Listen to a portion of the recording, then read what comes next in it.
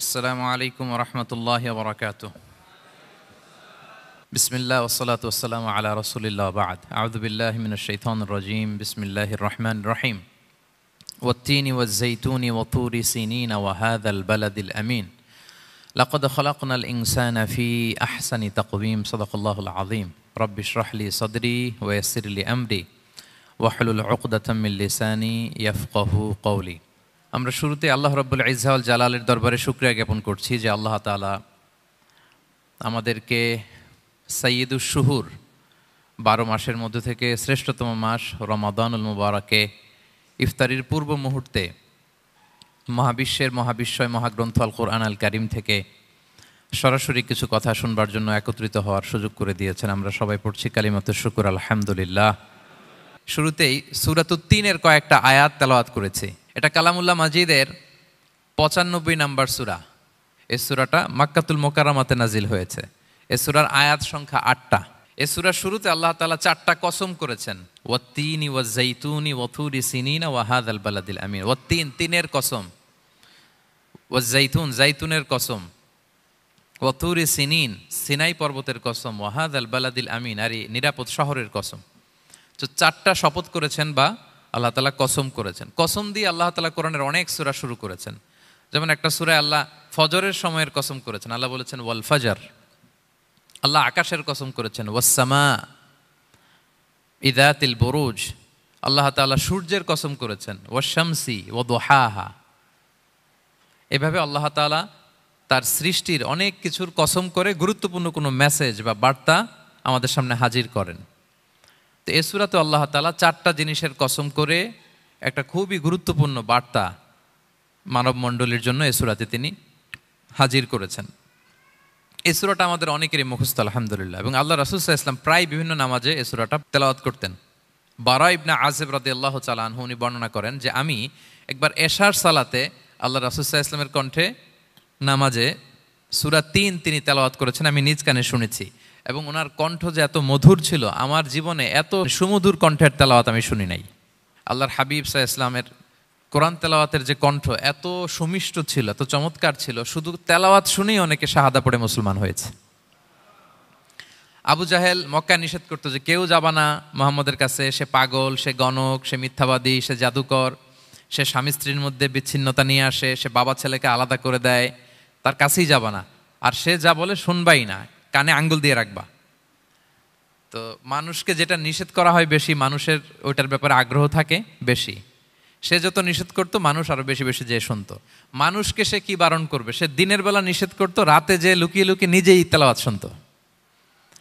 তাহলে চিন্তা করেন যে আল্লাহর হাবিব সাল্লাল্লাহু আলাইহি ওয়াসাল্লামের কোরআনিক রেসিটেশন কত চমৎকার মেলোডিয়াস ভয়েস হলে স্বয়ং আবু জাহাল রাত্রিবেলা লুকিয়ে লুকিয়ে কোরআন তেলাওয়াত শুনতে যেত আল্লাহর হাবিব সাল্লাল্লাহু আলাইহি ওয়াসাল্লামের কণ্ঠে। তো রাসূল সাল্লাল্লাহু আলাইহি ওয়াসাল্লাম সূরাতুত 3টা এশার সালাতে তিনি তেলাওয়াত করেছেন, এই মর্মে হাদিসে পাওয়া যায়। এবং এই সূরাটা একটা ফলের নামে সূরা। 3 একটা ফল, আরব বিশ্বে খুব বেশি হয় 3 ফল। আমরা বাংলাদেশে ডুমুর বলি, ইংরেজিতে ফিগ বলে, ফিগ ট্রি। তো ফলের নামে বেসিক্যালি আল্লাহ তাআলা এই সূরাটাকে, এই চ্যাপ্টারটাকে ডেডিকেট করেছেন। আমরা সূরাকে ইংরেজিতে চ্যাপ্টার বলি। কোরআনে 114টা চ্যাপ্টার, এর মধ্যে এই সূরাটা হচ্ছে ফলের নামে ডেডিকেটেড। বিভিন্ন নামে খুব ইনক্লুসিভ ওয়েতে আল্লাহ তাআলা কোরআনে সূরাগুলো দিয়েছেন। কোরআনে আপনি প্রাণীর নামে সূরা পাবেন, প্রাণী। মানুষের নামে সূরা পাবেন। মানুষের মধ্যে 3 ভাগ, মুমিন, তারপর কাফির, এরপর মুনাফিক, প্রত্যেকের নামে সূরা। সূরাতুল মুমিনুন আছে, সূরাতুল কাফিরুন আছে, আবার সূরাতুল মুনাফিকুন আছে। আমাদের দৃশ্য জগতের সবচেয়ে বড় প্রাণীটা হচ্ছে হাতি, তাই না? এই হাতির নামে একটা সূরা আছে, বলেন তো ওই সূরার নাম কি? সূরা ফিল।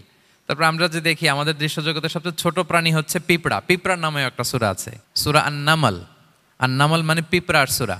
মাকড়সার নামে সূরা আছে, সূরাতুল আনকাবুত। তারপর গোষ্ঠীর নামে সূরা আছে, সূরাতু আলে ইমরান। বংশের নামে সূরা আছে, সূরাতু কুরাইশ, কুরাইশ বংশের নামে সূরা। এইভাবে খুব ইনক্লুসিভ ওয়েতে, এমন কিছু নাই যে আল্লাহ তাআলা উল্লেখ করেন নাই। মা ফাররাতনা ফিল কিতাবি মিন শাই, উল্লেখ করে নাই কোরআনে এমন কিছু নাই, সব কিছু আল্লাহ তাআলা উল্লেখ করেছেন। তো এই সূরাটা হচ্ছে একটা ফলের নামে। ফলটার নাম হচ্ছে 3 ফল। আল্লাহ তাআলা বলছেন ওয়াত-তিন, তিনের শপথ। আমি একবার সরল বঙ্গানুবাদ করি, এরপর আমি তাফসিরে ঢুকি। 3-এর শপথ, ওয়াজ-যাইতুন, যাইতুনের শপথ, ওয়া তুরি সিনিন, সিনাই পর্বতের শপথ, ওয়াহাদাল বালাদিল আমিন, এই নিরাপদ শহরের শপথ। লাকদ খলাকনাল ইনসানা ফি আহসানি তাকওয়িম, নিশ্চয় আমি মানুষকে খুব চমৎকার সুন্দর অবয়বে সৃষ্টি করেছি। সুম্মা রাদাদনাহু আসফালা সাফিলিন, এরপরে তাকে আবার নিচু থেকে নিচুর দিকে নামিয়ে দিয়েছি। ইল্লাল্লাযীনা আমানু ওয়া আমিলুস সলিহাত, তবে তারা ছাড়া যারা ঈমান এনেছে এবং সৎকর্ম করেছে। ফালাহুম আজরুন গায়রু মামনুন, তাদের জন্য আছে অফুরন্ত পুরস্কার। ফামা ইউকাযযিবুকা বা'দু বিদ্দিন, এগুলো জানার পরও কিসে তোমাকে দিন অস্বীকারের ব্যাপারে উদ্বুদ্ধ করলো? আলাইসাল্লাহু বিআহকামিল হাকিমিন, আল্লাহ তাআলা কি শ্রেষ্ঠ বিচারক নন? সাদাকাল্লাহুল আযীম। এই হচ্ছে এই সূরাটির সরল অনুবাদ। এবার আমরা তাফসিরে ঢুকি। প্রথমে আল্লাহ তাআলা বলেছেন ওয়াত্তিন, তিনের শপথ। তিন মানে তো আমরা জানলাম, তিন মানে ডুমুর। আল্লাহর হাবিব সাল্লাল্লাহু আলাইহি ওয়াসাল্লাম তিনি তিন ফল পছন্দ করতেন এবং এটা ডায়াবেটিক্সের জন্য ভালো, ডায়াবেটিক্স নিয়ন্ত্রণ করে। আমাদের বোনদের যাদের ইররেগুলার মেনস্ট্রুয়েশনাল পিরিয়ড হয়, এটার জন্য এটা খুব ভালো এবং খুব স্ট্রেংথ স্টেমিনা আনে শরীরে। এটা জান্নাতের একটা গাছ। আদম আলাইহিস সালাম এবং হাওয়া আলাইহিস সালামকে যখন আল্লাহ বলেছিল ওয়ালা তাকরাবা হাযিহিশ শাজারাতা ফাতাকুনা মিনাজ জালিমিন, হ্যাঁ আদম এবং হাওয়া জান্নাতের সব জায়গায় যেতে মন চায় যাও, যা খেতে মন চায় খাও, এই নিষিদ্ধ গাছের কাছে যেও না, তাহলে তোমরা জালিম হয়ে যাবে। শয়তান এসে উল্টা বুঝালো, সে বলল তোমাদের খেতে নিষেধ করছে কেন জানো? আল্লাহ চায় না যে তোমরা জান্নাতে থাকো, আল্লাহ চায় এখান থেকে তোমাদের বের করে দিবে, কিন্তু তোমরা যদি এই গাছের ফল খাও আল্লাহ আর বের করতে পারবে না। দেখছেন শয়তানের অবস্থা? শয়তান কিন্তু নেগেটিভিটি নিয়ে সামনে আসে না, আসে খুব আপনার ওয়েল উইশার হিসেবে, উপদেশ নিয়ে খুব ভালো একটা পজিটিভ ওয়েতে আসে। তো ওনারা খেয়ে ফেললেন এই নিষিদ্ধ গাছের ফল। খাওয়ার ফলে আদম আলাইহিস সালাম, হাওয়া আলাইহিস সালাম, ওনাদের গা থেকে জান্নাতের পোশাকগুলো ঝরে পড়ে গেল। এখন কি দিয়ে ওনারা ওনাদের প্রাইভেটকে ঢাকবেন? তখন ওনারা তাফসির ফি জিলালিল কোরআনে এসেছে যে ওনারা এই তিন গাছের পাতা নিয়ে নিজেদের প্রাইভেট ঢেকেছিলেন। সুবহানাল্লাহ। সেই তিন ফলের কসম আল্লাহ করলেন, ওয়াত্তিন, তিনের শপথ। এরপর আল্লাহ তাআলা বললেন ওয়া জাইতুন, জাইতুনের শপথ। জাইতুন মানে হচ্ছে জলপাই। তো আল্লাহ তাআলা বললেন ওয়া জাইতুন, জাইতুনের শপথ। জাইতুন মানে হচ্ছে জলপাই, ইংরেজিতে আমরা যেটাকে অলিভস বলি। তো আল্লাহ তিনের কসম করলেন এবং অলিভের কসম করলেন। দুইটাই খুব উপকারী ফল এবং আল্লাহর হাবিব সাল্লাল্লাহু আলাইহি ওয়াসাল্লাম তিনি জলপাইও খুব পছন্দ করতেন। ওনার রেগুলার ফুড আইটেমের মধ্যে জলপাই ছিল, অলিভস ছিল। এটা পাহাড়ি এরিয়া, মরুভূমিতে হয় এবং রাসূল সাল্লাল্লাহু আলাইহি ওয়াসাল্লাম বলেছেন কুলু যাইত ওয়াদ্দাহিনু ফাইন্নাহু মিন শাজারাতিন মুবারাকা, তোমরা অলিভ অয়েল এটা খেও এবং এটা গায়ে মালিশ করো, কেননা এটা বরকতময় একটা গাছের ফল, শাজারা মুবারাকা। এটা শরীরের ব্যাড কোলেস্টেরলকে কমিয়ে দেয়। দাড়িতে অ্যাপ্লাই করলে, চুলে অ্যাপ্লাই করলে সহজে পাকে না দাড়ি চুল, এবং স্কিনে অ্যাপ্লাই করলেও স্কিনের জন্য ভালো, স্কিনের জন্য বেশ ভালো। এটা যাদের সুযোগ হয় আপনারা দাড়িতে চুলে অ্যাপ্লাই করবেন, খাবেন। এটা খাওয়াও যায়। তাম্বুতু বিদ্দুহনি ওয়াসিবগিল লিল আখিলিন, কোরআনে এসেছে। এটা অয়েল হিসেবে ইউজ করে, আবার খাবার হিসেবেও ইউজ করা যায়। সালাদ ড্রেসিংয়ের ক্ষেত্রে কিন্তু অলিভ অয়েল আমরা ইউজ করি। ইদানিং পিজাতে খুব ইউজ করা হয় অলিভ, জলপাইটা। তো এটা আপনারা খেতে পারেন, এটা খুবই সুস্বাদু। এবং জলপাই গাছের মানে জাইতুন গাছের ডালের মেসোয়াক খুব ভালো হয়। আল্লাহর হাবিব সাল্লাল্লাহু আলাইহি ওয়াসাল্লাম জাইতুনের ডাল দিয়ে মেসোয়াক করতেন। তিনি বলতেন নি'মা সিওয়াকিয়া জাইতুন, সবচেয়ে শ্রেষ্ঠ মেসোয়াক হচ্ছে জাইতুনের। মিনাশ শাজারাতিল মুবারাকা, কারণ এটা বরকতময় গাছের ডালা। এবং ফাইন্নাহু সিওয়াকি ওয়া সিওয়াকুল আম্বিয়া মিন ক্বাবলি, এই জাইতুনের ডাল দিয়ে আমিও যেমনি মেসোয়াক করি, আমার আগে যত নবী পৃথিবীতে এসেছে সবাই জাইতুনের ডাল দিয়ে মেসোয়াক করত। আল্লাহ বলেন ওয়াত্তিনি ওয়াজ জাইতুন, তিনের শপথ আর জাইতুনের শপথ। এরপর আল্লাহ তাআলা বললেন ওয়াতুরি সিনিন, সিনাই পর্বতের শপথ। প্রথমে দুইটা ফলের শপথ করলেন, এবার একটা পাহাড়ের শপথ করতেছেন। আপনারা কি তুর পাহাড়ের নাম শুনেছেন? হ্যাঁ শুনেছেন। এই সিনাই পর্বত দ্বারা তুর পাহাড় উদ্দেশ্য। এটা মিশরের একটা পাহাড়, অনেক উঁচু, 2285 মিটার উঁচু। ওইটার নিচে আছে মুকাদ্দাসে তুয়া, যেখানে মুসা আলাইহিস সালামকে আল্লাহ তাআলা জুতা খুলতে বলেছিলেন, ফাখলা না আলাইকা ইন্নাকা বিল ওয়াদিল মুকাদ্দাসে তুয়া, হে মুসা তুমি পবিত্র উপত্যকায় এসেছো, জুতা খুলো। তো ওখানে সব ধর্মের লোকেরা যায়, সব ধর্মের লোকদের জন্য তীর্থস্থান, মুসলিম, জুইশ, খ্রিস্টিয়ান সবাই যায়। এটা সিনাই একটা এলাকা আছে মিশরের, north south Sinai, north Sinai, এটা সাউথ সিনাইতে অবস্থিত। তো নিচে একটা খ্রিস্টানদের প্রাচীন গির্জা আছে, সেন্ট ক্যাথেরিনা গির্জা। সেখান থেকে চলতে চলতে আপনাকে উপরে যেতে হবে, ফজরের পরে আবার চলে আসতে হবে, তা না হলে দুপুরবেলায় 10টা-11টার দিকে এমন সূর্যের প্রখর তাপ ওই পাথরের মধ্যে লাগে, ওখানে আর থাকা যায় না। একেবারে তুর পাহাড়ের উপরে সেখানে খ্রিস্টানদের জন্য ছোট্ট একটা স্যানাগোগ আছে, তারা প্রার্থনা করে। খ্রিস্টানদের একটা চার্চ আছে, মুসলিমদের জন্য ছোট্ট একটা মুসল্লা আছে সুরাওয়ের মতো। আল্লাহ ওই সিনাই উপত্যকার কসম করেছেন, ওয়াতুরি সিনিন, সিনাই উপত্যকার কসম। এখানেই আল্লাহ তাআলা মুসা আলাইহিস সালামকে তাওরাত দিয়েছিলেন, মেজর একটা আসমানি কিতাব দিয়েছিলেন, এবং সরাসরি মুসা আলাইহিস সালাম এই পাহাড়ের চূড়ায় বসে আল্লাহ তাআলার সাথে কথা বলতেন। ওয়াকাল্লামাল্লাহু মুসা তাকলিমা, উনি সরাসরি কথা বলতেন, এটা ওনার একটা স্পেশাল বৈশিষ্ট্য ছিল, ক্যারেক্টারিস্টিক্স। এবং আল্লাহ তাআলা নূরের তাজাল্লি দিয়ে এই পাহাড়কে একবার জ্বালিয়ে দিয়েছিলেন। আজও এই পাহাড়ের রংটা অনেকটা একটু লালচে, একটু কালোচে, একটু রেডিশ কালারের। এবং মুসা আলাইহিস সালাম এই নূরের তাজাল্লির ঝলকে তিনি বেহুশ হয়ে গিয়েছিলেন এই পাহাড়ের উপরে। ইয়াজুজ মাহাজুজ যখন কিয়ামতের আগে আগমন করবে, তখন মুসলমানদের সেন্টার হবে। ঈসা আলাইহিস সালাম মুসলমানদেরকে নিয়ে ওইখানে অবস্থান করবেন, এই তুর পাহাড়ের ওখানে। এবং আল্লাহর হাবিব সাল্লাল্লাহু আলাইহি ওয়াসাল্লামের মেরাজের রাতে ইসরার সময় একটা স্টেশন ছিল এই তুর পাহাড়। জিবরাইল আলাইহিস সালাম এই তুর পাহাড়ে আল্লাহর হাবিব সাল্লাল্লাহু আলাইহি ওয়াসাল্লামকে নামিয়ে বলেছিলেন যে এটা জাবাল মুসা, আপনার ভাই মুসার পাহাড়, আপনি এখানে 2 রাকাত নামাজ পড়েন, দোয়া করেন। আল্লাহর হাবিব সাল্লাল্লাহু আলাইহি ওয়াসাল্লাম এই তুর পাহাড়ে 2 রাকাত সালাত আদায় করেছিলেন এবং দোয়া করেছিলেন। আল্লাহ এই তুর পাহাড়ের কসম কাটলেন, ওয়াতুরি সিনিন, সিনাই পর্বতের কসম, যেখানে তাওরাত কিতাব নাজিল হয়েছিল। এরপর আল্লাহ তাআলা বললেন ওয়াহাদাল বালাদিল আমিন, আর এই নিরাপদ শহরের শপথ। এই শহর দ্বারা মক্কা শহর উদ্দেশ্য, কারণ রাসূল সাল্লাল্লাহু আলাইহি ওয়াসাল্লাম তখন মক্কায় ছিলেন, মক্কা নগরী। এই শহরের পূর্ব নাম ছিল বাক্কা। মক্কা নগরীকে বলা হয় উম্মুল কুরা, সব শহরের মা, সব শহরের সেন্টার, পৃথিবীর নাভিস্থল। এবং আল্লাহ তাআলা বলেছেন মান দাখালাহু কানা আমিনা, এখানে যে প্রবেশ করবে সে নিরাপদ। হেরেমের মধ্যে কিন্তু কাউকে আক্রমণ করা যায় না, কোনো খুনিও যদি ঢুকে যায় অ্যাটাক করা যাবে না। তো জাহেলি যুগে এমনটা ঘটতো, কারোর সাথে কারো শত্রুতা হলে, ধরেন যে একজন তার বাবাকে হত্যা করেছে, তো সে তাকে পেয়েছে, ওই লোক বাঁচার জন্য দৌড়াতে দৌড়াতে হেরেমের ভিতরে ঢুকে যেত, কারণ সে জানে যে হেরেমে ঢুকলে সে আমাকে মারবে না। তো পরে সে যখন হেরেম থেকে বেরোতো, আবার তার সাথে যুদ্ধ শুরু হতো। এবং এই শহরের এত মর্যাদার কারণ হচ্ছে সাইয়েদনা ইব্রাহিম আলাইহিস সালাম তিনি আল্লাহর কাছে দোয়া করেছিলেন যে রব্বি জাআল হাযা বালাদান আমিনা, হে আল্লাহ আপনি এই শহরকে নিরাপদ করেন, ওয়ারযুক আহলাহু মিনাস সামারাত, আর এই শহরের অধিবাসীদেরকে আপনি ফলমূল দিয়ে রিজিকের ব্যবস্থা করেন। এখনো দেখবেন যে সারা পৃথিবীতে যেই ফল নাই মক্কাতে ওই ফল আছে, সারা পৃথিবী থেকে ফল ওখানে যায়। এবং মক্কার নেইবরিং সিটি তায়েফ, সেখানে অনেক ফল উৎপাদিত হয়, এখানে আসে। নিরাপদ শহর বালাদান আমিনা। এবং আল্লাহর হাবিব সাল্লাল্লাহু আলাইহি ওয়াসাল্লাম বলেছেন যে এই মক্কা শহর আমার সবচাইতে প্রিয় শহর। বাধ্য হয়ে তিনি যখন হিজরত করলেন মদিনায়, সেদিন বারবার তিনি মক্কার দিকে পেছনে ফিরে ফিরে তাকান, আর কেঁদে কেঁদে তিনি বলতেছিলেন যে মাক্কাতু আহাব্বুল বিলাদ ইলাইয়া, মক্কা আমার কাছে সবচেয়ে প্রিয় নগরী।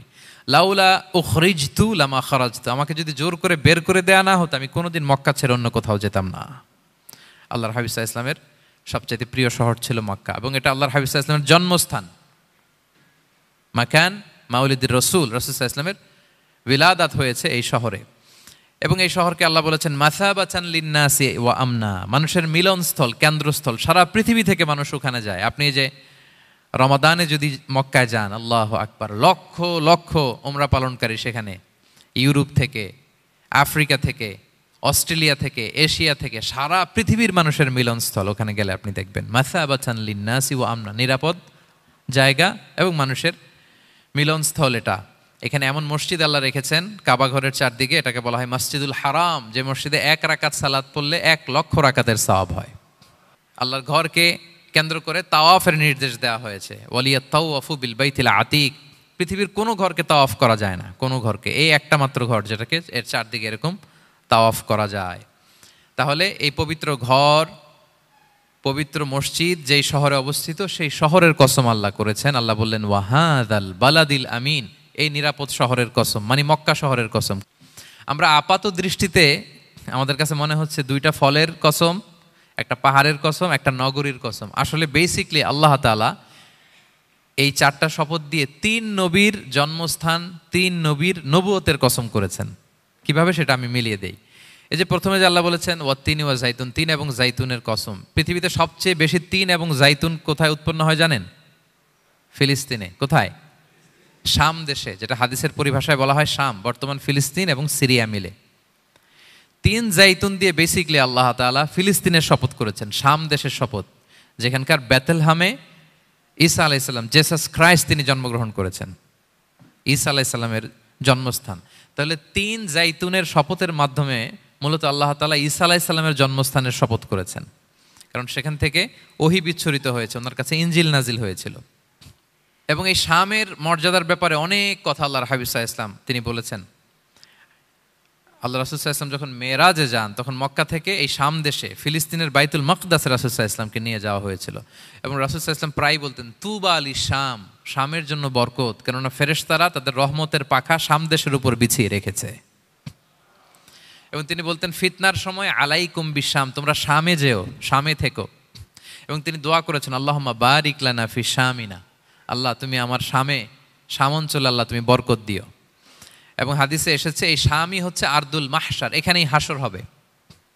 শাম অঞ্চলকে বিস্তীর্ণ করে এখানেই ময়দানুল মাহশার আল্লাহ তাআলা কায়েম করবেন, হাসরের ময়দান এখানেই হবে। এবং সেখানেই হচ্ছে সানিউল কিবলাতাইন, আমাদের আগের কেবলা কিন্তু বাইতুল মাকদাসের দিকে ছিল, যেটা শামে অবস্থিত, ফিলিস্তিনে বাইতুল মুকাদ্দাস, যেই মসজিদে নামাজ পড়লে 1 রাকাতে 500 রাকাতের সওয়াব। 3টা মসজিদে সালাত পড়লে স্পেশাল ভার্চুর কথা আছে, এর বাইরে আর অন্য মসজিদের বিশেষ কোনো ফজিলত নাই, বাকি সব মসজিদ সমান। এক হচ্ছে মসজিদুল হারাম, 1 রাকাতে 1 লক্ষ রাকাত। 2 নম্বর মসজিদে নববী, 1 রাকাতে 1000 রাকাতের সওয়াব, আর একটা দুর্বল বর্ণনায় 50,000 রাকাতের সওয়াব। 3 নম্বরে এই মসজিদুল আকসা, 1 রাকাতে 500 রাকাতের সওয়াব। এই 3 মসজিদে যেন আমরা যে সালাত আদায় করতে পারি, আল্লাহ তুমি তৌফিক দান করো।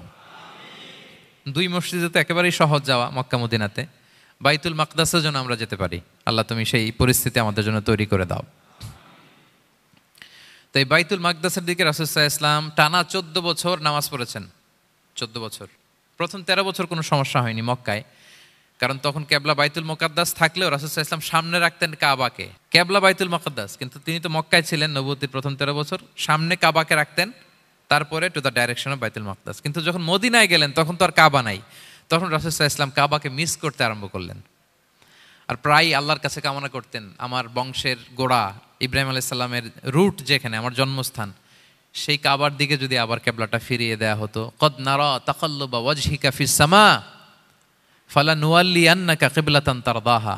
আল্লাহ আয়াত নাযিল করলেন, নবী আপনি আকাশের দিকে তাকিয়ে কি ভাবেন আমি বুঝি, আপনি চান কেবলা যেন আমি মক্কার দিকে ঘুরিয়ে দেই। আল্লাহ তাআলা ঘুরিয়ে দিলেন। আল্লাহ বলেন, ফাওয়াল্লি ওয়াজহাকা শাতরাল মসজিদিল হারাম, এখন থেকে মসজিদুল হারামের দিকে আপনি টু দ্য ডাইরেকশন অফ কেবলা নামাজ পড়বেন। কেবলা চেঞ্জ হয়ে গেল। তো মদিনায় যে 16-17 মাস, আর মক্কায় 13 বছর, মোট 14 বছর আল্লাহর হাবিব সাল্লাল্লাহু আলাইহি ওয়াসাল্লাম এই মসজিদুল আকসার দিকেই হয়েই তিনি নামাজ পড়েছেন। এটা আমাদের আগের কেবলা ছিল। এবং শেষে কিয়ামতের আগে যে মালহামার যুদ্ধ হবে, তখন রাসূল সাল্লাল্লাহু আলাইহি ওয়াসাল্লাম বলেছেন, মালহামার যুদ্ধের সময় মুসলমানদের ফুস্তাদ বা তাবু হবে, শিবির হবে এই ফিলিস্তিনের দামেস্কের পাশে আল গৌতা নামে এক জায়গা আছে, ওই গৌতাতে। এবং ঈসা আলাইহিস সালাম এসে যে দাজ্জালকে হত্যা করবেন, সেটাও এই শামে, ফিলিস্তিনের বাবুল লুদ এখনো একটা জায়গা আছে, ওই জায়গাটার নাম এখনো বাবুল লুদ, ওখানে তিনি দাজ্জালকে হত্যা করবেন। এবং সেখানে একটা সাদা মিনারা আছে, ফেরেশতার পাখায় ভর করে ঈসা আলাইহিস সালাম তখন সেখানে নেমে আসবেন। ওই ফিলিস্তিনের ওই শাম দেশের ওই মিনারার পাশে তিনি এসে পৃথিবীতে তিনি নুজুল করবেন, নুজুল ঈসা আলাইহিস সালাম। তো 3 এবং জাইতুনের কসম করে বেসিকলি আল্লাহ তাআলা ঈসা আলাইহিস সালামের জন্মস্থানের কসম করেছেন, কারণ 3 এবং জাইতুন, ডুমুর এবং জলপাই, অলিভ কোন দেশে বেশি হয়? শাম দেশে। আওয়াজ করে বলেন কোন দেশে? বর্তমান ফিলিস্তিন এবং সিরিয়া, এবং ওই ভূখণ্ডে আল্লাহ নবী ঈসা আলাইহিস সালামের জন্মস্থান। তাহলে এই 2 ফলের কসম করে বেসিকলি আল্লাহ তাআলা ঈসা আলাইহিস সালামের জন্মস্থানের কসম করেছেন। ওনার প্রতি নাজিল হওয়া যে তাওরাত ইনজিল গ্রন্থ, এই রেভেলেশনের কসম করেছেন। আচ্ছা, এরপরে ওয়াতুরি সিনিন, সিনাই পর্বতের কসম। সিনাই পর্বত বা তুর পাহাড় হচ্ছে মিশরে অবস্থিত, আর মিশর হচ্ছে মুসা আলাইহিস সালামের জন্মস্থান। কার জন্মস্থান? মুসা আলাইহিস সালামের জন্মস্থান। তাহলে ওয়াতুরি সিনিন, তুর পাহাড়ের কসম বুঝিয়ে আল্লাহ তাআলা মূলত মুসা আলাইহিস সালামের জন্মস্থানের কসম করেছেন, যেখানে তাওরাত নাজিল হয়েছে। এরপরে ওয়াহাদাল বালাদিল আমিন, এ নিরাপদ শহর বলে আল্লাহ তাআলা মক্কা শহরকে বুঝিয়েছেন। আর মক্কা কার জন্মস্থান বলেন তো? মুহাম্মদুর রাসূলুল্লাহ সাল্লাল্লাহু আলাইহি ওয়াসাল্লাম, সাইয়্যিদুল মুরসালিন, খাতামুন নবিয়্যিন, রাহমাতাল লিল আলামিন, হাবিবুল্লাহ মুহাম্মদুর রাসূলুল্লাহ সাল্লাল্লাহু আলাইহি ওয়াসাল্লামের জন্মস্থান। তাহলে এই 4টা আয়াতে 4টা শপথের মধ্য দিয়ে মূলত আল্লাহ তাআলা ঈসা আলাইহিস সালামের জন্মস্থান, মুসা আলাইহিস সালামের জন্মস্থান এবং মুহাম্মদ সাল্লাল্লাহু আলাইহি ওয়াসাল্লামের জন্মস্থান, যেই 3টা এলাকায়, ভূখণ্ডে 3টা মেজর ওহী নাজিল হয়েছে। এক তো ঈসা আলাইহিস সালামের কাছে নাজিল হয়েছে ইনজিল কিতাব, আরেকটা হচ্ছে তাওরাত। তাওরাত এমন কিতাব যে কিতাব দিয়ে হাজার হাজার নবীরা ফয়সালা করেছেন। বনি ইসরায়েলের অনেক নবীর উপর কোনো কিতাব নাজিল হয়নি, তার মানে তারা রসুল ছিলেন না, তারা নবী, তারা সব কিছু তাওরাত দিয়েই ফয়সালা করতেন। আর রাসূল সাল্লাল্লাহু আলাইহি ওয়াসাল্লামের উপর কোরআন নাজিল হয়েছে। তার মানে প্রথম 4টি শপথ দিয়ে বেসিকলি ইনজিলের শপথ, তাওরাতের শপথ এবং কোরআনের শপথ। বুঝতে পেরেছেন সবাই? আল্লাহ ওহির শপথ করেছেন। দেখেন, ফল, পাহাড়, নগরী মাড়িয়ে সারা পৃথিবী ঘুরিয়ে আপনাদেরকে শেষ পর্যন্ত ইনজিল, তাওরাত এবং কোরআনে নিয়ে আসছেন, আমার সাথে আসছেন। হ্যাঁ, এই রেভেলেশনের শপথ আল্লাহ করেছেন। তাহলে ওয়াত্তিনি ওয়াজ্জাইতুনি ওয়াতুরি সিনিনা ওয়া হাযাল বালাদিল আমিন, এই 4 আয়াতে 4টা শপথের মধ্য দিয়ে মূলত আল্লাহ তাআলা আসমান থেকে নাজিল হওয়া যে ওহী, এই ওহির শপথ অথবা ওহী যেই ভূখণ্ডে নাজিল হয়েছে সেই ভূখণ্ডগুলোর শপথ করে আল্লাহ একটা গুরুত্বপূর্ণ কথা বলবেন। সেটা কি? আল্লাহ তাআলা বললেন, লাকাদ খালাকনাল ইনসানা ফি আহসানি তাকওয়িম, আর আমি মানুষকে অত্যন্ত চমৎকার অবয়বে সৃষ্টি করেছি, চমৎকার গঠনে, চমৎকার স্ট্রাকচারে, ডিজাইনে সৃষ্টি করেছি। মানুষের দৈহিক অবকাঠামো গঠন এটা যেমনি চমৎকার, মানুষের ইন্টেলেকচুয়াল কাঠামো এটা চমৎকার, মানুষের আচরণগত যে বিহেভিয়ারাল ট্রেটস, ক্যারেক্টারিস্টিক্স এটাও চমৎকার। প্রত্যেক দিক থেকে আল্লাহ তাআলা নান্দনিকভাবে মানুষকে তিনি তৈরি করেছে। আমরা যদি দেহের কথা বলি, হিউম্যান অ্যানাটমি নিয়ে যাদের ধারণা আছে, আপনি শুনলে অবাক হবেন এত জটিলভাবে আমাদের দেহটা ফাংশন করে। ঠিক যেই মুহূর্তে আমি কথা বলতেছি আমার ব্রেইন সচল, আমার নার্ভ সিস্টেম সচল, হেয়ারিং সিস্টেম, স্মেলিং সিস্টেম, আমার এই যে হার্ট সচল, সিস্টোলিক ডায়াস্টোলিক অলিন্দ নিলয় হচ্ছে, আমার লাং কাজ করতেছে, কিডনি ইজ ওয়ার্কিং পারফেক্টলি, সব কিছু কাজ করতেছে। এত সূক্ষ্মভাবে আমাদের দেহটা কাজ করে, এটাকে ইংরেজিতে বলে মরফোলজি, আকৃতি সংক্রান্ত যে বিদ্যা, এটা নিয়ে যদি আপনি দেখেন যে মানুষের হাত কিভাবে কাজ করে, মানুষের পা কিভাবে কাজ করে, মানুষের হিউম্যান ব্রেইন কিভাবে কাজ করে, আপনি অবাক হবেন। এবং আল্লাহর যে সেট আপ, লাকাদ খালাকনাল ইনসানা ফি আহসানি তাকওয়িম, নিশ্চয়ই আমি মানব জাতিকে চমৎকার অবয়বে তৈরি করেছি। আপনি যদি অবয়বটা দেখেন, আমাদের স্ট্রাকচার, এর চেয়ে সুন্দর করে আর তৈরি করা যেত না, এর চেয়ে সুন্দর আর হতে পারে না। যেখানে যা দেয়ার, মাথার চুল থেকে পায়ের নখ পর্যন্ত, আপনি একটা ডিজাইনে, স্ট্রাকচারে, সেট আপে আপনি ভুল ধরতে পারবেন না। যেখানে যেটা দরকার, আপনি একটু খেয়াল করে দেখেন যে এই যে আমাদের চোখ, চিকিৎসা বিজ্ঞান বলতেছে যে মানুষ 10 মিলিয়নেরও বেশি রং শনাক্ত করতে পারে। Human eyes can identify more than 10 million colours. 10 মিলিয়নেরও বেশি রং আমরা আমাদের চোখ দিয়ে শনাক্ত করতে পারি। সুবহানাল্লাহ, সুবহানাল্লাহ বিহামদি। আচ্ছা, চোখের সেট আপটা একটু যদি খেয়াল করেন, দেখেন আমার এই চোখ এখানে না থাকে, এটা যদি জাস্ট 2 ইঞ্চি উপরে এখানে হইতো, এইটা যদি কপালে যদি আমাদের চোখ হইতো, কি অবস্থা হইতো বলেন তো? সিজদা দিতে পারতেন আল্লাহকে? বলেন, দিতে পারতেন? আচ্ছা, আমরা কিছু খাওয়ার সময় আমরা কি করি? ওইটা ভালো আছে কিনা, পচে গেল কিনা, স্মেলটা আগে দেখি, তারপরে খাই। দেখেন কত চমৎকার সেট আপ। একটু খেয়াল করেন, এই নাকের সেট আপ যদি এইখানে না থাকে, আমাদের নাক যদি পেছনে থাকতো, খাওয়ার সময় খাবারটা বাসি কিনা, ভালো আছে কিনা কি করতেন? লাকাদ খালাকনাল ইনসানা ফি আহসানি তাকওয়িম। আচ্ছা দেখেন, এই যে আমরা কান দিয়ে শুনি, এই যে কান পেঁচানো, মনে করেন না যে এমনি এমনি পেঁচানো, এই পেঁচানো, এটাই পথ না থাকলে আমরা শুনতেই পেতাম না। এটা এমনভাবে সেট আপ করা, এটাই ইথারে ভাষা তরঙ্গকে এয়ার ড্রামের ভেতরে সুন্দরভাবে ইনপুট করে, নাহলে আমরা শুনতে পেতাম না। আপনার এই কান কেটে ফেলে দিলে আপনি শুনতে পারবেন না। এটা এইভাবেই যেতে হবে, সুরঙ্গটা এইভাবে তৈরি হইতে হবে। আচ্ছা দেখেন, আপনার কান, এই কান যদি এইখানে না থেকে আপনার ডান বগলের নিচে হইতো, বাম কান যদি বাম বগলের নিচে হইতো, তাহলে কি হইতো বলেন? আজকে আমার ওয়াজ কিভাবে শুনতেন বলেন দেখি, কিভাবে শুনতেন? বুদ্ধি আছে বলে যে হুজুর এইভাবে শুনতাম। সুবহানাল্লাহ, সুবহানাল্লাহ। লাকাদ খালাকনাল ইনসানা ফি আহসানি তাকওয়িম, আমি মানুষকে সবচেয়ে সুন্দর সর্বোত্তম গঠনে তৈরি করেছি। দেখেন, কান দুটো ওইখানে থাকলে কথা শুনতে হইলে হাত উঁচু করে রাখা লাগতো। আল্লাহ, আপনি একটা একটা অঙ্গ দেখেন, ঠিক যেখানে যেটা যেভাবে সেট করা দরকার, আল্লাহ তাআলা দয়া করে অনুগ্রহ করে ঠিক সেভাবে তিনি সেট করেছেন।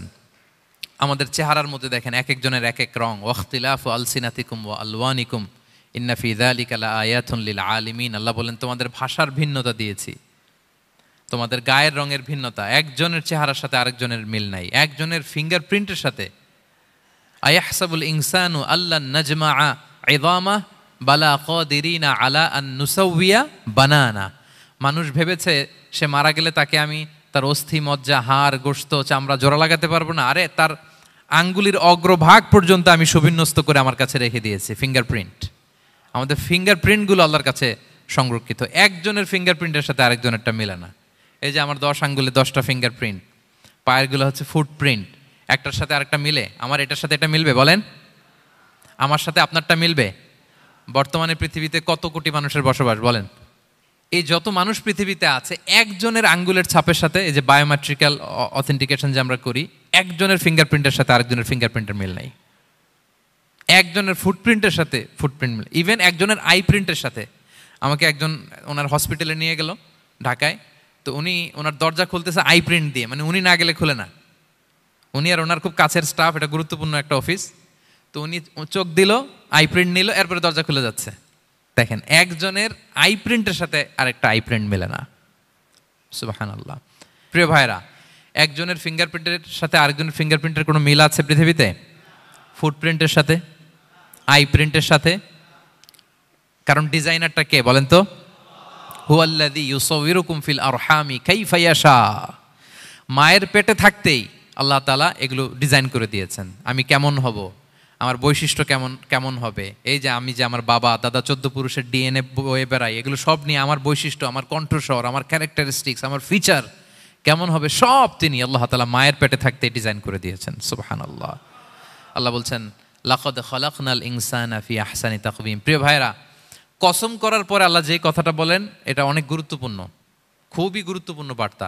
আল্লাহ চারটা কসম করে তিনটা নবীর জন্মস্থানের শপথ করে তিনি বললেন লাকাদ খালাকনাল ইনসানা ফি আহসানি তাকওয়িম। নিশ্চয় আমি অত্যন্ত চমৎকার আকৃতিতে মানুষকে তৈরি করেছি। মানুষের গঠন এরকম, মাথা থেকে পা পর্যন্ত। আমি তো দু একটার কথা বললাম, চোখ, নাক, কান, আপনি একটা একটা করে যদি ধরেন, আমাদের হেয়ারিং সিস্টেম কিভাবে কাজ করে, হেয়ারিং নার্ভ কিভাবে কাজ করে, আমাদের সেন্সেশন কিভাবে কাজ করে, আমাদের ব্রেন কিভাবে কাজ করে। আমাদের এক একজনের ব্রেন 1.5 কেজি ওজন, 3 পাউন্ডের মতো একটা সুস্থ মানুষের অ্যাভারেজ ব্রেনের ওজন। এই ব্রেনের মেমোরি হচ্ছে 2.5 মিলিয়ন গিগাবাইট। আপনার মোবাইলে স্পেস কত বলেন, মেমোরি কত? হ্যাঁ, 512 জিবি।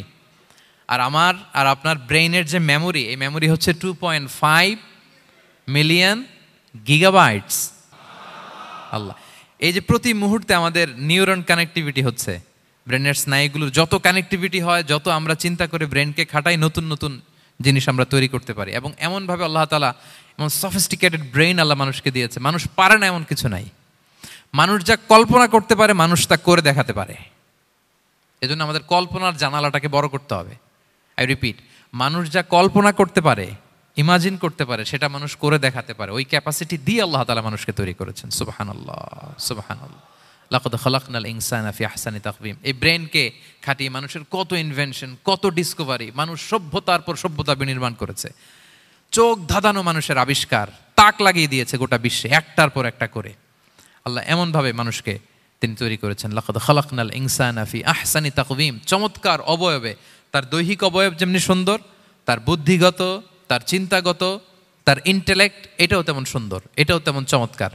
পৃথিবীর কোনো প্রাণীকে আল্লাহ তাআলা এরকম হিউম্যান ব্রেনের মতো এরকম সফিস্টিকেটেড ব্রেন দিয়ে, ইন্টেলেক্ট দিয়ে তৈরি করেনি। এজন্য সব প্রাণী থেকে মানুষ আলাদা। সব প্রাণী থেকে মানুষের চিন্তা, বিবেক, বুদ্ধি এগুলো আলাদা। তাহলে দেখেন, মানুষের শ্রেষ্ঠত্ব মূলত এগুলোর দ্বারা। মানুষ যদি তার চিন্তা, বিবেক, বুদ্ধি খাটায়, সে শ্রেষ্ঠ হয়ে যায়। আমি একটা কথা প্রায় বলি যে মানুষ যদি ভালো হয়, সে ফেরেশতার চেয়েও ভালো। আর মানুষ যদি খারাপ হয়, সে পশুর চেয়েও নিকৃষ্ট। আল্লাহ বলেন উলাইকা কাল আনআমি বাল হুম আদাল লাহুম কুলুবুল লা ইয়াফকাহুনা বিহা ওয়া লাহুম আ'য়ুনুল লা ইউবসিরুনা বিহা ওয়া লাহুম আযানুল লা ইয়াসমাউনা বিহা উলাইকা কাল আনআমি বাল হুম আদাল। তাদের হৃদয় আছে, ওটা দিয়ে অনুধাবন করে না সত্যকে। চোখ আছে, ওটা দিয়ে সে সত্যটা দেখে না। কান আছে, হকের কথা শোনে না। উলাইকা কাল আনআম, আল্লাহ বলেন তারা প্রাণীর মতো, চতুষ্পদ জন্তুর ন্যায়। শুধু অতটুকুই না, বালহুম আদাল, তারা তার চেয়েও নিকৃষ্ট, তার চেয়েও নিকৃষ্ট। তাহলে মানুষ ভালো হলে সে ফেরেশতাকে ছাড়িয়ে যায়, আর মানুষ নিকৃষ্ট হলে সে পশুত্বকে হার মানায়। কথা বুঝতে পেরেছেন? মানে আমরা ভালো হলে সবচেয়ে ভালো, খারাপ হলে সবচেয়ে খারাপ। একটা পশু আর একটা পশুকে হত্যা করে কেটে 20 টুকরা করছে, এরকম কোনো নিউজে আসছে কোনোদিন? কিন্তু আশরাফুল মাখলুকাত মানুষ তার মতো রক্তে মাংসে গড়া আরেকটা মানুষকে নির্মমভাবে হত্যা করে কেটে 20 টুকরা করে বস্তাবন্দি করে ডোবার মধ্যে ফেলে রাখছে। এরকম নিউজ আছে না বলেন? আছে। মানুষ তার মতো একটা মানুষকে নির্মমভাবে হত্যা করে। এরকমও তো আছে যে কেরোসিন দিয়ে তার মতো আরেকটা মানুষকে সে জ্বালিয়ে দিয়েছে, আছে না নাই বলেন? গ্রামের পর গ্রাম জ্বালিয়ে দেয়, জনপদের পর জনপদ ধ্বংস করে দেয়, বোমা মেরে শহর উড়িয়ে দেয়। লিটল বয় মেরেছিল আমেরিকান সোলজাররা জাপানের হিরোশিমা শহরের উপর। আমি হিরোশিমা তো গত বছর ভিজিট করে আসলাম, আমি নিজে দেখে এসেছি যে এখানে বোমটা মেরেছে। মুহূর্তের মধ্যে পুরো শহর ভ্যানিশ, এমন রেডিয়েশন। তো যেই আমেরিকান পাইলট বোমা মারতেছে সেও মানুষ, সেও কি? আর যাদেরকে ধ্বংসের জন্য এই লিটল বয় মারলো হিরোশিমাতে আর ফ্যাটম্যান মারলো নাগাসাকিতে, এরাও কি? তাহলে দেখেন, মানুষ তার মতো আরেকটা মানুষকে এরকম মেরে টুকরো টুকরো কুচি কুচি করতে সে দ্বিধাবোধ করে না। আল্লাহ, মানুষ গণহত্যা চালায়, জেনোসাইড। এই যে আমাদের বাংলাদেশে তো কিছুদিন আগে হলো গণহত্যা, হেলিকপ্টার থেকে গুলি করে বাচ্চা মেরে ফেলতেছে। কার বাচ্চা? কার কলিজার টুকরা সন্তান? Don't care. জনগণের টাকায়, ট্যাক্সের টাকায় কেনা বুলেট, হেলিকপ্টার দিয়ে জনগণকে, ছাত্রদেরকে হত্যা করা হয়েছে। দেখেন, সেও মানুষ। যারা হত্যা করতেছে, গণহত্যা, জেনোসাইড চালিয়েছে, তারাও মানুষ। তাহলে মানুষ যদি খারাপ হয়, মানুষের চেয়ে খারাপ আর কেউ হয়? আর মানুষ ভালো হলে মানুষের চেয়ে ভালো কেউ হতে পারে? মানুষ এমন জায়গায় যেতে পারে যেখানে ফেরেশতারাও যেতে পারে না। জিবরাইল ইসলামের যাওয়ার সীমানা যেখানে শেষ, মুহাম্মদ সাল্লাল্লাহু আলাইহি ওয়াসাল্লামের ঊর্ধ্ব জগতের কাহিনী সেখান থেকে শুরু। আল্লাহু আকবার। তাহলে মানুষ ভালো হলে ফেরেশতাকে ছাড়ায়, মানুষ খারাপ হলে পশুত্বকে হার মানায়। So the decision is yours. রাস্তা দুইটা, আপনি কোন দিকে যাবেন? আপনি কি ডান দিকে জান্নাতের পথে যাবেন নাকি বাঁ দিকে জাহান্নামের পথে যাবেন? সিদ্ধান্ত আপনার। আল্লাহ তাআলা বললেন, লাকাদ খালাকনাল ইনসানা ফি আহসানি তাকওয়িম। আমি মানুষকে চমৎকার আকৃতিতে তৈরি করেছি। হাতের মেকানিজম কি, পায়ের মেকানিজম কি, আমার চেয়ে আপনারাও ভালো জানেন। এগুলো ঘন্টার পর ঘন্টা আপনি বলতে পারবেন যে কেমনভাবে আল্লাহ তাআলা তৈরি করেছেন। আল্লাহ বলেন, মানুষকে আমি অত্যন্ত চমৎকার আকৃতি দিয়ে তৈরি করেছি। তার সৃষ্টিগত কাঠামো, তার বুদ্ধিবৃত্তিক কাঠামো, তার চিন্তাগত কাঠামো, তার আচরণগত কাঠামো, তার নৈতিকতায় তাকে এমন উচ্চ মর্যাদার আসন আমি দিয়েছি, এটা যদি সে অ্যাচিভ করে, বিলং করে, তাহলে তার চেয়ে শ্রেষ্ঠ কেউ আর হতে পারে। কিন্তু আল্লাহর দেয়া এই ক্যাপাসিটিগুলো, এই নেয়ামাগুলো যদি সে অ্যাকসেপ্ট না করে, সে যদি পশুত্বের পথে হাঁটে, সে যদি শয়তানের দেখানো পথে হাঁটে, তাহলে সে এত নিচে যাবে, অন্য কেউ আর এত নিচে যেতে পারে না। মানুষ যত নিচে যেতে পারে, ফেরেশতারাও অত নিচে যেতে পারবে না, জিন জাতিও পারবে না, কোনো প্রাণীর পক্ষে যাওয়া সম্ভব না। তাহলে মানুষকে আল্লাহ তাআলা এমন সফিস্টিকেটেড ওয়েতে তৈরি করেছেন, চাইলে সে সবার উপরে যেতে পারে। আবার চাইলে আল্লাহর দেয়া নেয়ামতগুলোকে যদি সে ভিন্ন খাতে প্রবাহিত করে, সে সবচেয়ে নিকৃষ্ট হতে পারে। সেটাই আল্লাহ বললেন, সুম্মা রাদাদনাহু আসফালা সাফিলিন। এরপরে তাকে আমি হীন থেকে হীনতর করেছি, নিচ থেকে আরো নিচে নিয়েছি। সে যখন ঈমান আনে না, সে যখন সৎকর্ম করে না, সে যখন আল্লাহর শেখানো, আল্লাহর দেখানো রাস্তায় সে চলে না, সে যখন তার নফসের কথা শোনে, সে যখন তার প্রবৃত্তির গোলাম সাজে, সে সবচেয়ে নিকৃষ্ট হয়। আসফালা সাফিলিন মানে একেবারে নিচে, এর নিচে আর নাই। আল্লাহ বলেছেন, ইন্নাল মুনাফিকিনা ফিদ দারকিল আসফালি মিনান নার। সেখানে আল্লাহ আসফাল বলেছেন। মুনাফিকরা জাহান্নামের একেবারে তলদেশে থাকবে। তাই মানুষ যদি ঈমান আর সৎকর্মের বলে বলিয়ান না হয়, সে এত খারাপ হয়, কেউ এত নিচে যেতে পারে না। বলেন, মানুষ যত নিচে যেতে পারে, জিন তত নিচে যেতে পারবে? ফেরেশতারা পারবে না। আর মানুষ যত উপরে যেতে পারে, ফেরেশতারা এত উপরে যেতে পারবে না। সো দুইটারই সুযোগ আপনার আছে।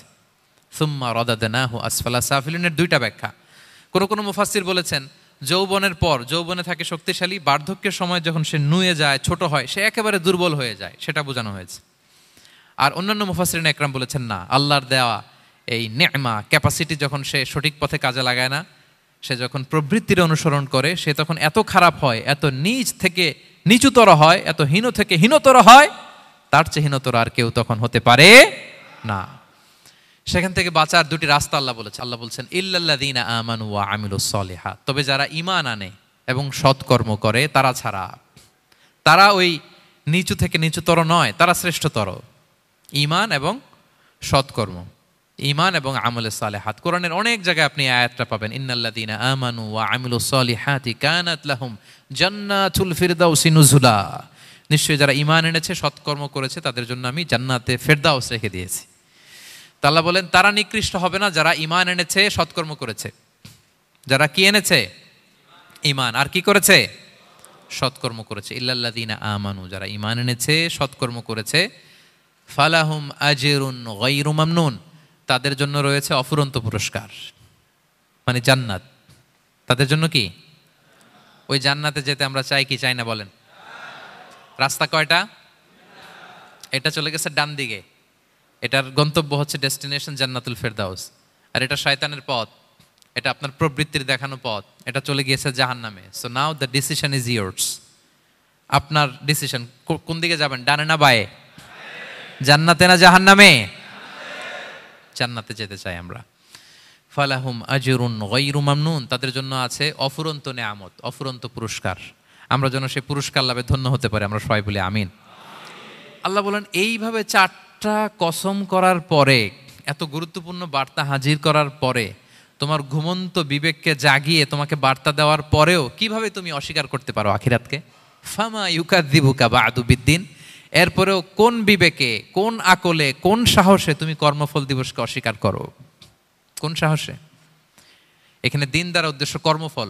ভালো করলে যে ভালো পাবে, খারাপ করলে যে খারাপ পাবে, দিনের অনেক অর্থ, এটার তাফসিরে গেলে সময় কুলাবে না। ফামা ইউকাযযিবুকা বা'দু বিদ্দিন, এরপরেও কর্মফলকে অস্বীকার করার সাহস তুমি কোত্থেকে পাও? কিসে তোমাকে উদ্বুদ্ধ করে কর্মফল দিবসকে অস্বীকার করতে?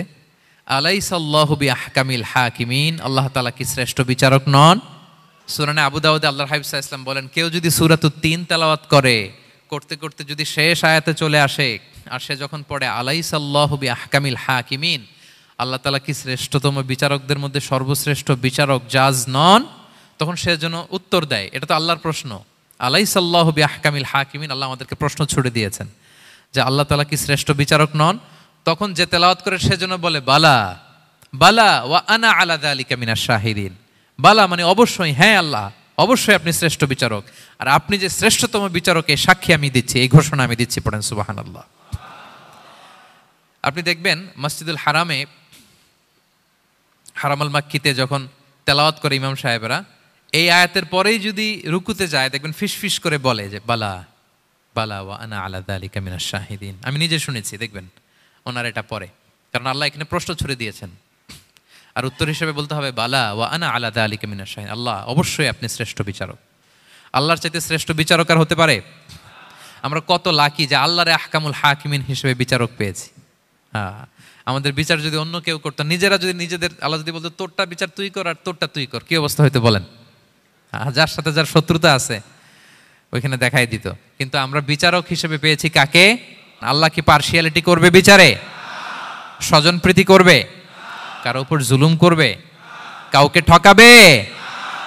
আল্লাহ বলেন ওয়ামা আনা বিযাল্লামিল লিল আবিদ, আমি কখনো আমার বান্দার উপর জুলুম করি না, জুলুম করি না। নাদাউল মাওয়াজিনাল কিসতা লিয়াউমিল কিয়ামা, কিয়ামতের দিন আমি মিজান নামে এমন এক ন্যায় বিচারের মানদণ্ড স্থাপন করব, ফালা তুযলামু নাফসুন শাইআ, এক বিন্দু পরিমাণ কেউ মাজলুম হবে না, এক বিন্দু পরিমাণ কেউ মাজলুম হবে না। এজন্য দুনিয়াতে যদি বিচার না পান, আল্লাহর দরবার বিচারটা দিয়ে রাখেন, সেদিন বিচার হবে। আহকামুল হাকিমিন আপনারা ঠকাবে না। দুনিয়াতে বিচার পান নাই, মাজলুম হয়েছেন, মানুষ ভুল বুঝছে, কেউ আপনারে ঠিক মতো বুঝে নাই, আপনার কথাটা কাকে বলবেন? বিপদে পড়লে ক্রাইসিস মোমেন্টে কাকে শেয়ার দিবেন? না ফেসবুকে শেয়ার দিবেন? আমরা তো ফেসবুকে শেয়ার দিয়ে দিই এখন। ফেসবুকে শেয়ার দেওয়ার আগে, বন্ধুকে শেয়ার দেওয়ার আগে, স্ত্রীর কাছে শেয়ার করার আগে আমার সমস্যার কথা আগে শেয়ার করব কাকে? কারণ আলাইসাল্লাহু বি আহকামিল হাকিমিন, আল্লাহ বলছেন আমি কি শ্রেষ্ঠ বিচারক নই? বালা বালা ইয়া রব ওয়া আনা আলা যালিকা মিনাশ শাহিদিন, অবশ্যই আল্লাহ আপনি শ্রেষ্ঠ বিচারক। ক্লিয়ার হয়েছে না সবার কাছে? শপথ কয়টা ছিল? 4টা। মূলত নবুয়তের শপথ, তাই না? নবুয়ত আমাদের জন্য সবচাইতে বড় নেয়ামত। কারণ নবীরা যদি আমাদেরকে এই তথ্যগুলো না দিতেন, আমরা জান্নাত জাহান্নাম চিনতাম? ভাইরা বলেন তো, আখেরাত চিনতাম? এই যে আখেরাত হবে, পুলসিরাত হবে, day of judgement, day of accountability, আল্লাহর সুপ্রিম কোর্টের কাঠ গড়ায় পাই টু পাই হিসাব দিতে হবে, নবীরা না এসে বললে আমরা এত বুঝতাম না। নবীরা জান্নাত জাহান্নাম চিনিয়েছে, আল্লাহর বিশদ পরিচয় আমাদের সামনে তুলে ধরেছে। আখিরাতের পরিচয়, লাইফ আফটার ডেথ কিরকম হবে, সবকিছু আমাদের কাছে তুলে ধরেছে। সো নবুয়ত আল্লাহ তাআলার পক্ষ থেকে অনেক বড় নেয়ামত। 2 নম্বর নেয়ামত হচ্ছে আল্লাহ তাআলা আমাদেরকে যে ক্যাপাসিটি দিয়েছে, বুদ্ধিমত্তা, ইন্টেলেক্ট, বিচার বিশ্লেষণ, যেটা দিয়ে আমরা অন্যান্য সব প্রাণী থেকে আলাদা, এটাও আল্লাহর বড় নেয়ামত। এই নেয়ামতের শুকরিয়া যেন আমরা করি। এবং আমি যেটা বলেছি, মানুষ যেটা কল্পনা করতে পারে সেটা সে করেও দেখাতে পারে। সো আল্লাহ তাআলা যাকে যেই কোয়ালিটি দিয়েছে, ক্যাপাসিটি দিয়েছে, আমরা যেন এই নেয়ামতের শুকরিয়া করি। নেয়ামতের শুকরিয়া করলে এই নেয়ামত দেওয়ার ধারাবাহিকতা এটা বাড়িয়ে দেয় কে? লা ইন শাকারতুম লা আযীদান্নাকুম ওয়া লা ইন কাফারতুম ইন্না আযাবি লাশাদীদ। শুকরিয়া করলে নেয়ামত আরো বাড়িয়ে দেব। তাহলে প্রথম নেয়ামত ছিল নবুওয়াত, প্রফেটহুড, প্রফেসি। এটা অনেক বড় নেয়ামত। এই রেভেলেশন এসে আমাদেরকে এনলাইটেন করেছে। তা না হলে আমাদের গডকে, গডের ফিচার কি, আখেরাত কি, জান্নাত কি, জাহান্নাম কি, the concept of punishment, concept of আখেরা, কিছুই আমরা ভালোভাবে বুঝতাম না। এটার শপথ আল্লাহ করেছেন। আল্লাহ আমাদেরকে নেয়ামত দিয়েছেন, ক্যাপাসিটি দিয়েছেন, সক্ষমতা দিয়েছেন, সবচাইতে সফিস্টিকেটেড ব্রেন দিয়ে তৈরি করেছেন। এটা একটা বড় নেয়ামত। এবং রাস্তা দেখিয়ে দিয়েছেন, হয় ডানে নয় বায়ে। এবং তিনি আশ্বাস দিয়েছেন যে তোমাদেরকে সঠিক ফায়সালার মাধ্যমে বিচার করা হবে সেদিন। তাই আমাদের বিপদে আপদে সব সময় আমরা যেন ফরিয়াদ করি এক মহান সত্তার কাছে। বলুন তো আওয়াজ করে, তিনি কে? আল্লাহর কাছে যেন আমরা ফরিয়াদ করি। আল্লাহ তাআলা আমাদের সবাইকে কথাগুলো বুঝার ও আমল করার তৌফিক দান করুক। হাযা মা ইনদি ওয়াল ইলমু ইনদাল্লাহি আলাইহি তাওয়াক্কালতু ওয়া ইলাইহি উনীব। সুবহানাকাল্লাহুম্মা ওয়া বিহামদিকা আশহাদু আল্লা ইলাহা ইল্লা আনতা আস্তাগফিরুকা ওয়া আতুবু ইলাইক।